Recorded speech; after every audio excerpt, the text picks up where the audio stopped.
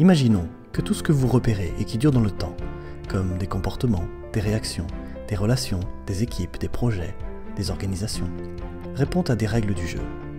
En effet, si c'est stable, c'est qu'il se passe quelque chose pour maintenir cette organisation particulière.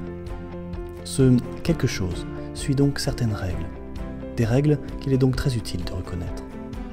Et la première de ces règles est ce que l'on appelle la causalité circulaire. Il s'agit ici de l'explorer un peu, d'apprendre à la voir, puis d'en saisir les premières implications importantes.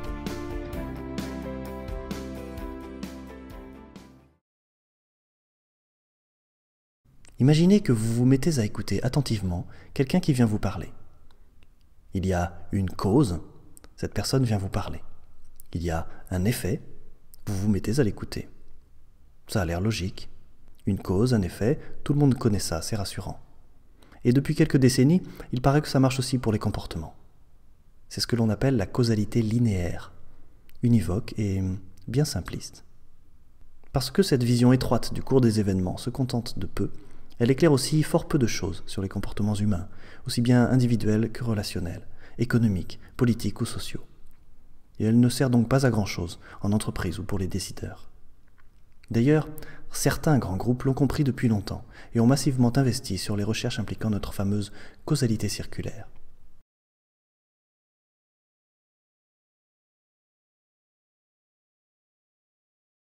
Un présupposé aveugle, parce qu'on n'en a généralement pas conscience, de la causalité linéaire, c'est que notre sympathique petite chaîne de cause et d'effet vivrait seule sur une île déserte. Elle tracerait son chemin sans jamais être impactée par les événements qui lui sont extérieurs, ni même avoir d'impact sur eux. Et pourtant, penser que les choses iraient ainsi serait aussi naïf qu'un homme qui, ayant des choses à se reprocher, fermerait les yeux et penserait qu'ainsi on ne le voit pas. Or, nous sommes tous responsables de quelque chose. Un projet, une entreprise, une famille. Nous voulons voir et éviter de nous cacher les réalités. Nous cherchons à avoir un impact sur les choses et à comprendre l'impact qu'elles ont sur nous. Nous avons donc besoin d'une vision plus intelligente des événements. Et cela tombe plutôt bien, c'est tout l'objet des sciences des systèmes. Et qu'ont cultivé en premier ces sciences? La perception de la causalité circulaire, bien sûr. Les causes et les effets ne vivent pas isolés du reste du monde. Elles ont en quelque sorte une vie sociale, un peu comme je suis tour à tour producteur et consommateur, votant et élu. Revenons à notre exemple. En élargissant notre vision, nous allons voir beaucoup de nouvelles choses.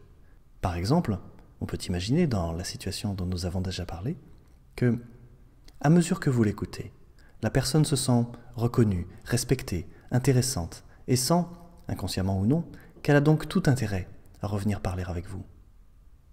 Votre écoute devient donc la cause, alors que nous l'avions un peu vite catalogué et fait, du comportement consistant pour cette personne à venir vous parler. La boucle est bouclée. En élargissant un tout petit peu notre perception des événements, nous voyons les choses de façon circulaire. Et c'est le premier pas d'une vision systémique.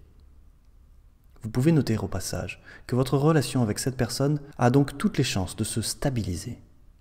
Si un observateur repasse dans quelques jours ou semaines, en admettant pour l'instant que les règles du jeu n'ont pas changé depuis aujourd'hui, il pourra vous trouver à nouveau en train de parler ensemble. Cette relation est ce que l'on appelle une propriété émergente de la boucle. Un truc qui apparaît et qui se stabilise dans le temps. Nous y reviendrons plus loin dans ce chapitre, soyez-en sûrs. Se sentant plus motivée et plus légère à la fin de cet entretien avec vous, la personne libère son attention aux besoins de votre projet et agit plus efficacement dans votre sens. Vous y gagnez du temps et avez moins besoin de repasser derrière elle. D'une part, ce temps vous permet de vous sentir plus libre pour écouter ce qu'elle ou d'autres viennent échanger avec vous.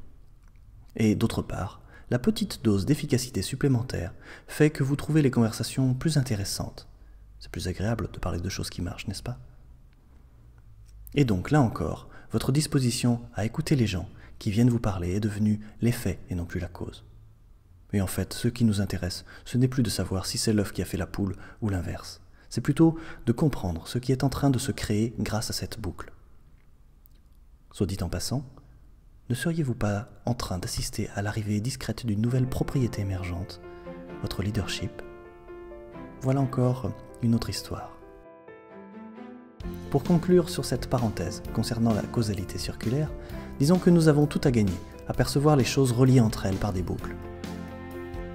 En ouvrant simplement notre regard ou notre intuition à ce qui se passe en amont de la cause et de l'effet initiaux, et aussi en aval et tout autour.